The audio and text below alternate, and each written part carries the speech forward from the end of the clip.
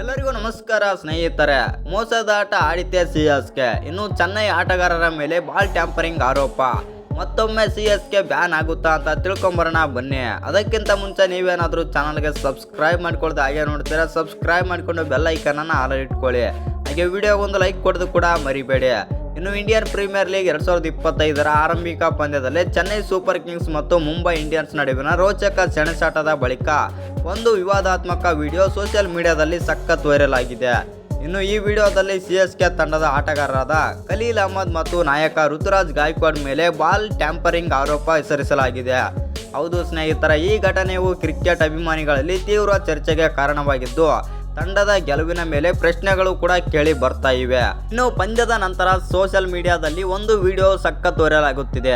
ಇನ್ನು ಈ ವಿಡಿಯೋದಲ್ಲಿ ಖಲೀಲ್ ಅಹ್ಮದ್ ಮತ್ತು ಋತುರಾಜ್ ಗಾಯಕ್ವಾಡ್ ಚೆಂಡಿಗೆ ಏನೋ ಮಾಡುತ್ತಿರುವಂತೆ ಕಾಣಿಸುತ್ತಿದೆ ಎಂದು ಅಭಿಮಾನಿಗಳು ಆರೋಪ ಮಾಡಿದ್ದಾರೆ. ಕೆಲವು ಅಭಿಮಾನಿಗಳು ಇದನ್ನು ಬಾಲ್ ಟ್ಯಾಂಪರಿಂಗ್ ಎಂದು ಕರೆದಿದ್ದಾರೆ.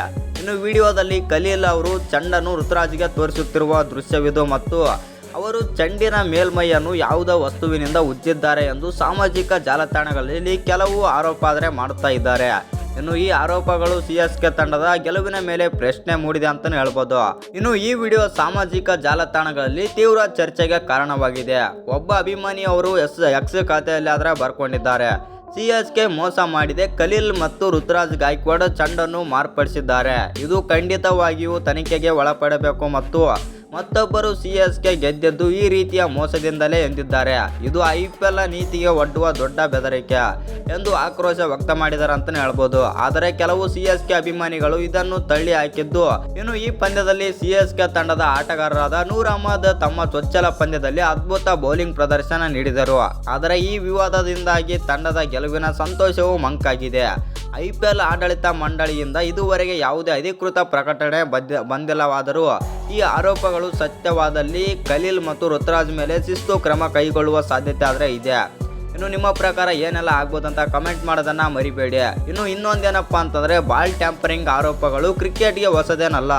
ಈ ಹಿಂದೆ 2018ರಲ್ಲಿ ಸ್ಟೀವನ್ ಸ್ಮಿತ್ ಮತ್ತು ಡೇವಿಡ್ ವಾರ್ನರ್ ಮೇಲೆ ಇಂತಹ ಆರೋಪಗಳು ಬಂದಾಗ ಅವರಿಗೆ 1 ವರ್ಷ ನಿಷೇಧ ಶಿಕ್ಷೆ ವಿಧಿಸಲಾಗಿತ್ತು. ಈಗ ಸಿಎಸ್ಕೆ ಆಟಗಾರರ ಮೇಲಿನ ಇಂಥ ಆರೋಪಗಳು ತನಿಖೆಗೆ ಒಳಪಟ್ಟರೆ ಇದು ತಂಡದ ಋತುವಿನ ಪ್ರಯಾಣದ ಮೇಲೆ ಪರಿಣಾಮ ಬೀಳಬಹುದು. ಇನ್ನು ಈ ಘಟನೆ ಬಗ್ಗೆ ನಿಮ್ಗೆ ಅನಿಸುತ್ತಂತ ಕಮೆಂಟ್ ಮಾಡೋದನ್ನ ಮರಿಬೇಡಿ. ಹಾಗೆ ಇನ್ನು ಯಾರ್ಯಾರು ಚಾನಲ್ಗೆ ಸಬ್ಸ್ಕ್ರೈಬ್ ಮಾಡ್ಕೊಂಡಿಲ್ಲ, ಸಬ್ಸ್ಕ್ರೈಬ್ ಮಾಡಿಕೊಂಡು ಬೆಲ್ ಐಕಾನನ್ನು ಆಲ್ ಇಟ್ಕೊಳ್ಳಿ.